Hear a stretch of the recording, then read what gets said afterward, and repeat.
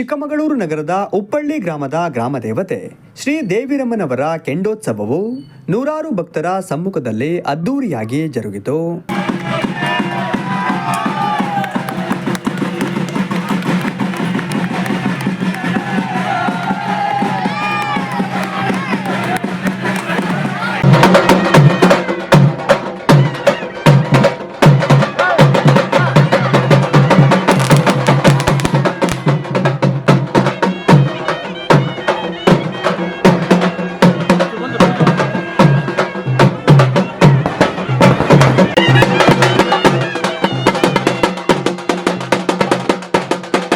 ಬೆಳ್ಳಿ ರಥದಲ್ಲಿ ಉಪ್ಪಳ್ಳಿ ಗ್ರಾಮದ ಮುತ್ತಿನಮ್ಮ ದೇವಾಲಯದ ರಸ್ತೆಗೆ ಆಗಮಿಸಿದ ಶ್ರೀ ದೇವಿರಮ್ಮನವರಿಗೆ ಗ್ರಾಮಸ್ಥರು ಅದ್ದೂರಿಯಾಗಿ ಸ್ವಾಗತಿಸಿ ಪೂಜೆ ಸಲ್ಲಿಸಿ ಭಕ್ತಿ ತೋರಿದರು.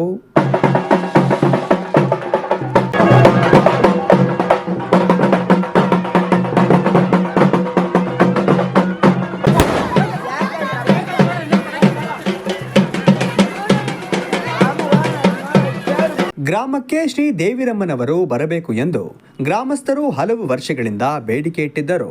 ಗ್ರಾಮಸ್ಥರ ಬೇಡಿಕೆಗೆ ಸ್ಪಂದಿಸಿದ ದೇವಸ್ಥಾನ ಸಮಿತಿ ನಂಜುಂಡೇಗೌಡ, ಪ್ರಕಾಶ್ ಗೌಡ, ಯುಡಿ ರಾಜಣ್ಣ ಅವರಿಗೆ ಗ್ರಾಮಸ್ಥರು ಸನ್ಮಾನಿಸಿ ಅಭಿನಂದಿಸಿದರು. ಈ ದೀಪಾವಳಿ ಹಬ್ಬದ ಈ ದೇವಿರಮ್ಮನ ಕೆಂಡ ಉತ್ಸವ 50-60 ವರ್ಷಗಳಿಂದ ಕೂಡ ನಡೆಸ್ಕೊಂಡು ಬರ್ತಾ ಇದ್ದೀವಿ. ನಾವು ಬೇಡಿಕೆಗಳನ್ನು ಎಲ್ಲಿಗೆ ಬಂದವರು ಬೇಡಿಕೆಗಳನ್ನು ಇಟ್ಟಿದ್ದೀವಿ.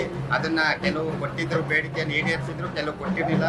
ಹಾಗಾಗಿ ಲಾಸ್ಟ್ನೇ ಬೇಡಿಕೆ ಒಂದು ಈ ಏನು ಮೇಲ್ಜಾತಿ ದೇವರು ಇತ್ತು ಅದು ನಮ್ಮ ಹಟ್ಟಿ ಒಳಗೆ ಬರೋಕ್ಕೆ ಬಿಡ್ತಾ ಇರಲಿಲ್ಲ.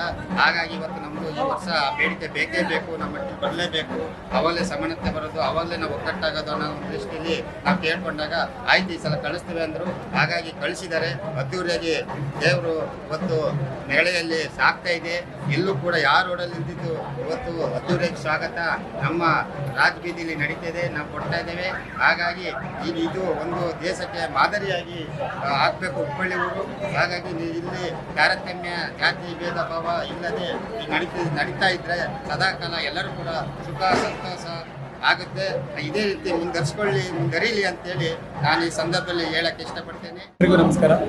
ದೀಪಾವಳಿ ಅಂದ್ರೇ ಕತ್ತಲಿನಿಂದ ಬೆಳಕಿನೆಡೆಗೆ ಅಂತ ನಮ್ಮಂಥ ದಲಿತರು ಸಾಮಾನ್ಯ ವರ್ಗದವರು ತುಂಬ ಕತ್ತಲಿನಲ್ಲಿ ಇದ್ದಿರುವಂಥ ಈ ದಿನಗಳಲ್ಲಿ ಒಂದು ಬೆಳಕಾಗಿ ಈ ದಿನ ನಮ್ಮ ಆಚರಿಸ್ತಾ ಇದ್ದೀವಿ.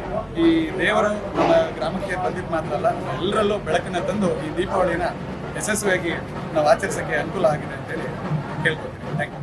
ಈ ಸಂದರ್ಭದಲ್ಲಿ ಉಪ್ಪಳ್ಳಿ ರಾಜಣ್ಣ, ಲಕ್ಷ್ಮಣ್, ಚೇತನ್, ಚಿದಾನಂದ, ಶೇಖರ್, ರವಿ ಉಪಸ್ಥಿತರಿದ್ದರು.